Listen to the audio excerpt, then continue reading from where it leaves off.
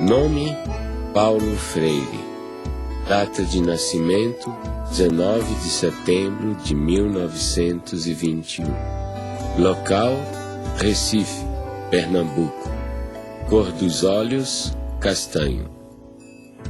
Raça: humana.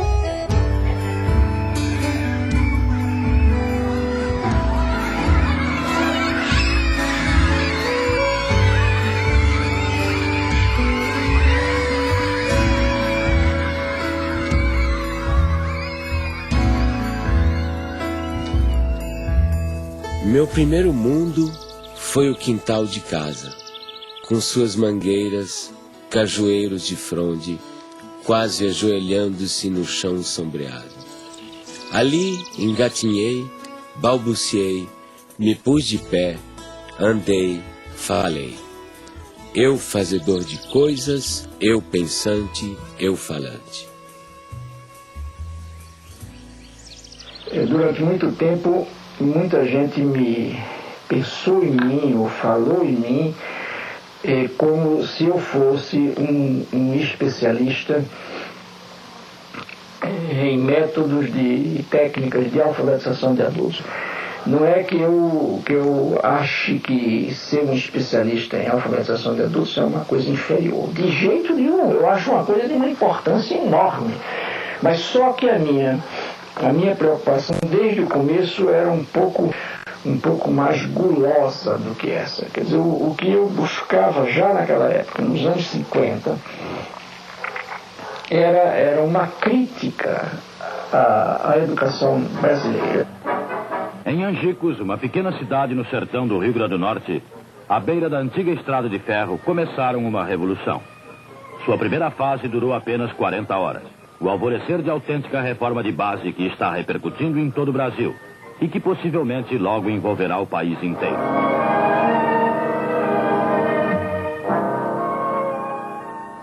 Eu tinha 6 anos de idade e tenho várias lembranças de lá, do Círculo da Cultura. Aprendi a ler sentada no colo do meu pai. Isso me fascina. Recordar o passado é viver 2 vezes. Eu sempre soube viver 2 vezes. Ai, é sofrer. Não, é recordar 2 vezes. Viver 2 vezes.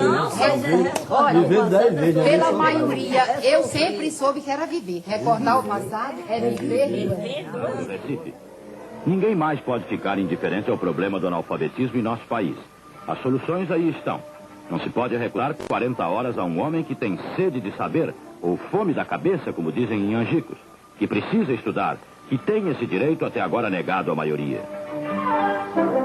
Se lembra quando nós chegamos à cidade, a esta cidade aqui, para fazer aquele levantamento? Neida era muito pequenininha, tinha 6 anos, nem se lembra de Dedé. Mas eu me lembro alguma coisa. Eu lembro, porque passou um jipe com alto-falante anunciando e ia chegar a essa escola e as pessoas não acreditavam muito. Eu vi minha mãe dizendo assim para meu pai que queria estudar. Ele disse, isso não chega pra gente não. Cabia a nós fazer um plano de alfabetização e educação de adultos, visando 100.000 matrículas, uma maneira de mudar a situação.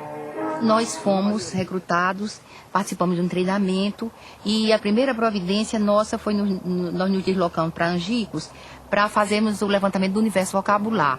Então íamos de casa em casa e ao final selecionaram, ele selecionou em Recife as palavras geradoras. No conjunto delas estava contido justamente todos os fonemas da língua portuguesa. Começando do mais simples, por exemplo, em Angicos a primeira palavra geradora foi belota. Então você sabe, belota são 3 sílabas fáceis, mais fáceis, não é? E muito usadas. Então, a partir das palavras, quando nós vencemos todas as sílabas, aí começamos a formar as frases. Olha, a velocidade com que isso ocorre, na primeira aula de alfabetização, quando se vai escrever num caderno, a folha do caderno é insuficiente para escrever 3 sílabas. E o lápis fura a folha do caderno. Naquele momento em que eu comecei a aprender com a classe trabalhadora, o que significava ser uma consciência dependente, uma consciência política dependente. Um círculo da cultura é o nome que nós demos, Paulo Freire deu, para substituir a classe de alfabetização. Porque na classe de alfabetização permanece aquele sentimento de A sobre B, ou seja, de um professor que dita, um professor que diz, que transmite uma educação bancária, entende? E alguém que recebe. Quando nós chegamos em casa às 10, 8 horas da noite, 7 horas da noite, os meninos estão endiabrados porque não comeram bem, estão sujos, não tem água para tomar banho. Os meninos estão com fome, chateados, cansados, aborrecidos e impertinentes, e nós não podemos deixar de dormir, porque no dia seguinte, às 4 horas da manhã, a fábrica apita para acordar o bairro inteiro. E aí dizia ele: agora, como é que o senhor vai querer que com uma situação como essa a gente tenha o diálogo que o senhor quer? E eu morto, quer dizer, o homem fez naquela noite uma análise de classe que eu não tinha sido capaz de fazer. Noite após noite, 1 hora por dia, aula, que é o voto. Quem vende o voto não pode mais reclamar trabalho. Quem vende o voto é a massa. O povo vota com consciência. A política, né, na época, havia muita pressão, né, aos movimentos sociais, e nós estávamos em pleno trabalho de alfabetização em 64, quando houve o golpe. E quem estivesse naquela escola estudando, quando viesse, aí pegava aquele povo todinho e levava, prendia. Sim, aí todo mundo ficou com medo, né? Eu sei que papai chegou em casa e disse: olha, minha tia, mamãe, você se ajuda que for de papel, ajunte papel, lápis, livro, e faça um foguinho, bota em cima e toca o foguinho tudinho. Desse mesmo jeito eu fiz. A mesma coisa eu fiz. Eu peguei todo o meu material, que eu tinha os slides, tinha tudo. Pena que eu tenho. Se lembra daquele projetor, que era um projetor a gás, que eu ficava até não sei que hora da noite bombando, e a lâmpada Coleman? Tive que dar fim a tudo, porque eu enterrei no muro da minha casa. Tenho a convicção de que o Brasil seria outro hoje se essa atividade não tivesse sido interrompida brutalmente, pelas razões que foi, ou seja, para inviabilizar exatamente a emergência desses que o projeto político pretendia e conseguiu que continuassem como excluídos. O objetivo foi esse, não foi outro. Não era nada pessoal contra Paulo Freire, contra mim, contra quem participou dessa atividade. E eu sempre me emociono e fico me lembrando, porque aquilo era feito com o coração. Com amor, né? Com amor. Sei votar, aprendi a escrever meu nome. Tive em outras escolas, mas o que mereceu mesmo, que descolou mesmo, que eu me orgulhei em dizer eu não sou mais analfabeto, foi Paulo Freire. Paulo Freire colocou o oprimido na história. Ele deu visibilidade a alguma coisa que estava lá historicamente sendo invisibilizada pela cultura dominante. Então, pondo no palco da história o oprimido, ele estava fazendo um ato revolucionário. A concepção antropológica de Paulo Freire é muito simples. Primeiro, você é um ser curioso. Então, a curiosidade é uma categoria fundamental, principal. Segundo, você é um ser inacabado, incompleto, inconcluso. Portanto, você precisa do outro.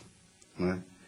E terceiro, né, se você nasceu como um ser de ligação, conectivo com o mundo, e você comparte com o outro, né, compartilha com o outro o mundo, né, esse mundo está em transformação. Portanto, a antropologia de Paulo Freire está baseada na ideia de que o ser humano está em constante evolução e constante transformação.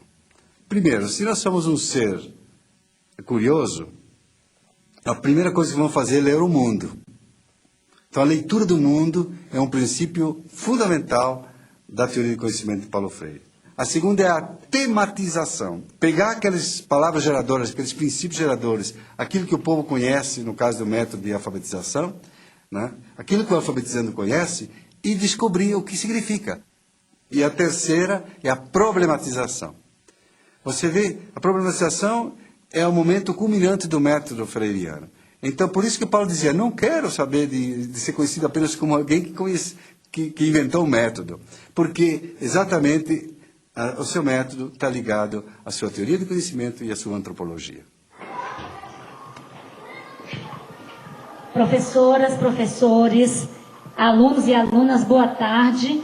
E nós já estamos em nosso horário de começarmos o nosso turno vespertino. Nós teremos as nossas atividades na sala do Lego, na biblioteca, atividades de agricultura, e com certeza será mais uma tarde de uma construção da nossa aprendizagem. Então, assim, ao iniciarmos a escola, fizemos a proposta aos servidores, aos trabalhadores da educação aqui. Vamos estudar Paulo Freire, vamos compreender a sua proposta de educação, essa perspectiva de humanização, de libertação, de conscientização. Então, assim, a escola não existia e depois veio Paulo Freire. Paulo Freire existia antes em nosso coração, como uma proposta de vida. E, assim, a proposta conosco, depois surgiu um espaço concreto para vivermos a prática dessa teoria. A gente tentando, e era difícil mesmo. Como pegar um aluno que vem da roça, passa 2 meses em casa, 1 mês só aqui, e fazer esse menino, né? Aí o jeito foi o quê? Mergulhar nas leituras e aprender com esses teóricos, né? E a base da gente foi Paulo Freire pelo fato de ser uma coisa mais próxima da gente.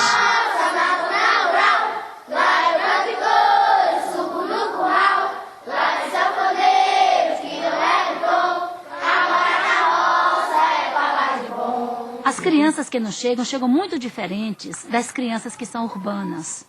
Naturalmente, quando elas chegam, elas não conhecem o vaso sanitário, que para a gente é um valor, e isso ainda me emociona.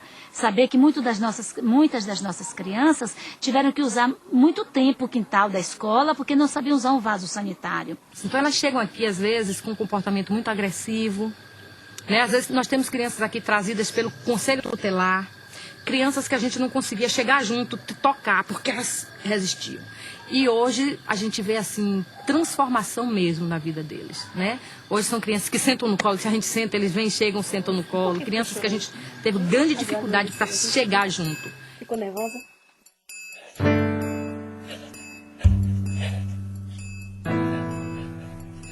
Para mim, o exílio foi profundamente pedagógico. Quando exilado, tomei distância do Brasil, comecei a compreendê-lo melhor. O exílio, rapaz, o exílio me deu muito. Só que o preço do dado é equiparado, tá fazendo? A quantidade que tu ganha é a quantidade que tu tem que pagar. O preço é alto, o preço é e foi alto. Olha, eu só não te diria que eu me sentia destroçado, porque afinal de contas é muito difícil que eu me destroce, entende? Mas eu sofri profundamente. Então havia dimensões da nossa cultura que me fustigavam, como por exemplo o gosto da comida. Nós, claro, tínhamos muita saudade do clima, da gente, da língua, né? Mas a estrutura familiar na questão da comida, por exemplo, do universo, né? Da cultura, nós tínhamos tudo. Todo dia minha mãe arrumou feijão não sei aonde, e galinha de cabidela, que ela ia, achava no mercado Las Vegas, trazia e fazia a jeba da galinha. Era uma comida que se você entrasse... Era uma casa pernambucana, era uma casa brasileira. E não há como sacrificar a sua identidade cultural.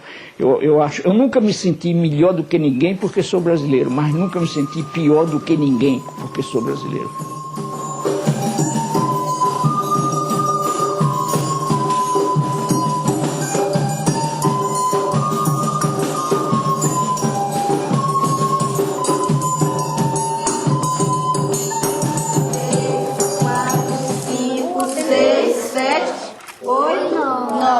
A resposta vai ser o quê? Rede resposta. Quantas gudes ele dividiu? 9. sobrou 9 goodies para cada colega. 9 goodies.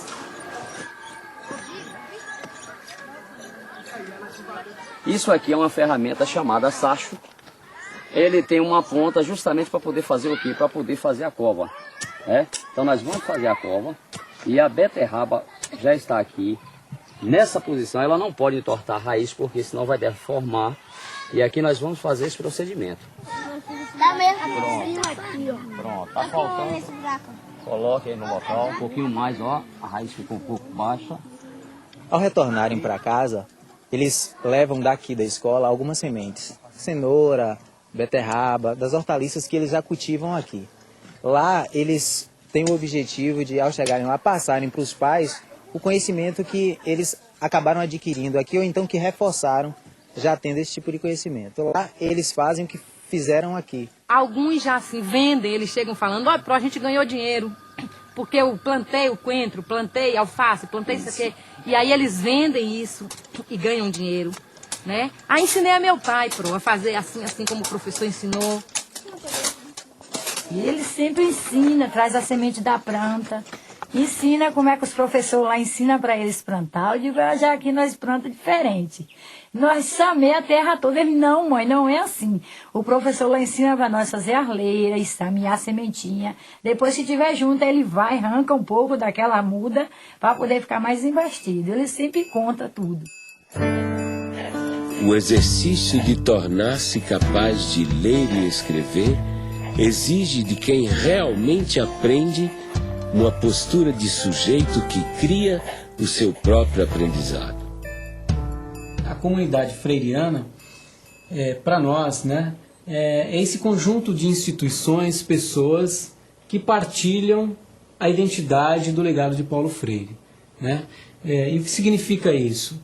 Na verdade, são associações, grupos, instituições que vão se formando no mundo. Por exemplo, Portugal e Espanha. Em Portugal ocorreu o Fórum Paulo Freire em 2004, este ano agora, 2006, né, na Espanha. Enfim, são centros de estudos, né, freirianos, né, pesquisas, espaços de formação educacional. Oi, Luísa Cortesão. Primeiro, quero te agradecer muito pela sua contribuição aí de Portugal nesse documentário. Gostaria que você falasse um pouquinho o que é que vocês estão realizando, a experiência freiriana do Instituto aí. Está a ver, portanto, são debates muito aprofundados e muito fundos sobre questões teóricas que têm que ver com problemas que são sentidos na realidade. Fizemos, o título é exclusão ou exclusões, e fizemos, por exemplo, uma análise de problemas de exclusão social, de problemas de exclusão da saúde, de problemas de exclusão da justiça, de problemas de exclusão do trabalho, de problemas de exclusão da educação, e agora esse ciclo vai terminar com uma análise sociológica da problemática da exclusão. O que te levou a fundar uma cátedra Paulo Freire aí na Suécia, num local em que, digamos assim, há tão poucos oprimidos? Aqui em Suécia, depois dos anos 70, que a gente conheceu aqui a Paulo Freire, há renascimento de interesse. Aqui em Uppsala, há projeto muito interessante de desenvolvimento sustentável, meio ambiente, não? E esta gente está muito interessada nos esquemas de conscientização, não, de pensamento crítico freiriano. Efectivamente, he trabajado con grupos étnicos oprimidos, incluso grupos indígenas, con camponeses, con operários também, não? São dois traços de personalidade de Paulo. Primeiro, essa generosidade do menino aberto ao mundo sempre que quer conhecer, essa alegria de conhecer o mundo. Segundo, a conectividade, que já é uma qualidade do adulto, a conectividade e a relação. Acho uma definição perfeita para qualquer ser humano decente. Ser um menino é guardar um pouco toda aquela carga de emoção da criança e a conectividade, que já é um projeto das pessoas adultas. Paulo Freire foi um menino da zona rural igual a gente, que aprendeu a ler debaixo da sombra da mangueira, que gostava de ler, gostava de escrever. Foi um homem que queria transformar o mundo. O momento em que o pai estava a trabalhar, né? Na famosa biblioteca, no espaço de trabalho dele, né? Eram momentos assim que as brincadeiras mais ruidosas nossas, né, tinham que ser, né, afastadas, porque o pai, quer dizer, são coisas que ficam assim, né? São mensagens, estás a perceber, que te marcam rotundamente o corpo, né? Ele era uma pessoa frágil à maldade humana.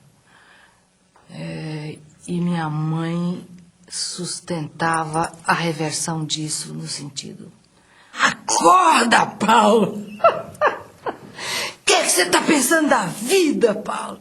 Que é isso? O mundo é isso mesmo, Paulo? O paizinho nunca foi assim um pai no sentido de um pai físico muito constante. Não foi, isso não tem problema nenhum, digo isso mesmo, porque assim eu o percebia. Mas, no entanto, estás a ver, quando o desgraçado estava presente, mas ele estava presente com inteireza, que, putz, imagina, era amplamente suficiente. Um homem extremamente humano, né? Extremamente bondoso, mas que também sabia ser muito duro quando era necessário com as pessoas, né? Quer dizer, ele tem uma frase dele que diz assim: se alguém quiser me insultar, que me chame de santinho. No campo pedagógico é muito mais atual Paulo Freire, porque a Unesco, por exemplo, colocou os 4 pilares da educação do futuro, não é? Aprender a conviver, aprender a fazer e aprender a ser. São esses 4 pilares. Isso está dentro da teoria do Paulo Freire. Só que Paulo Freire acrescentaria um 5º, aprender por quê, contra quem, a favor de quem. Ele politizaria muito mais esses 4 princípios, 4 pilares da educação do futuro, evidentemente. Ele sempre coloca a questão do porquê. Vocês sabem o seguinte, que o computador ele é feito de partes. Nosso trabalho aqui parte da realidade desses educandos que vêm da zona rural, né? A gente procura estar trabalhando com tudo que é próprio do cotidiano deles, mas a gente não permanece, né, nessa realidade. A gente, né, a gente começa a trabalhar justamente inserindo a internet, a informática, né, nessa vivência dele aqui, para que ele transforme essa vida. E abrindo possibilidades novas para eles, né? São 600 crianças divididas em 3 grupos. 3 grupos de 200. Enquanto nós temos conosco 200 crianças imersas numa educação formal, nós temos 400 crianças em suas casas, sendo visitadas pela equipe itinerante. Então, lá na roça, a equipe itinerante corrige atividades, dá orientações, trabalha com a questão da agricultura, que já é trabalhada aqui, mas fortalecida em casa, porque as crianças ensinam também aos seus familiares, e a equipe itinerante faz uma avaliação desse trabalho, assim, que a escola orienta para o aluno executar em sua casa.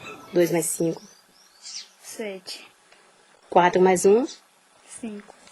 Então a senhora tem que dedicar, assim, dar um tempo para ela, para que ela possa estudar. Porque a gente sabe que ela ajuda a senhora na lavoura, sim, mas ela tem que ter, assim, um tempo disponível todo dia para fazer a atividade dela. Tem pais que dizem assim, que 2 meses em casa, eles ainda dizem assim: professora, não deu tempo para os filhos fazer atividades.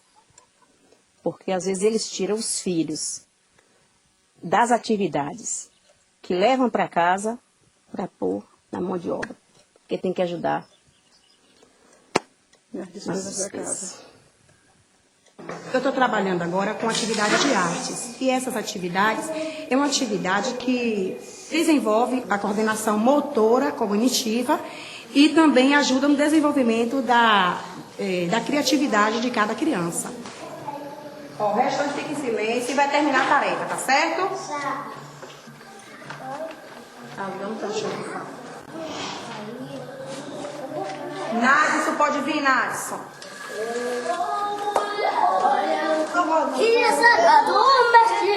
Ordinário vai,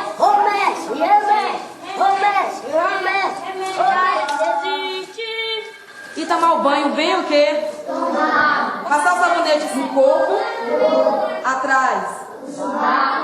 No banho, tira a calcinha e tipo os meninos tiram a cueca. Lave a parte íntima de vocês bem lavada. Fica lá sujinho, Aí vai criando sujeirinha, sujeira, sujeira, e daí cria dor.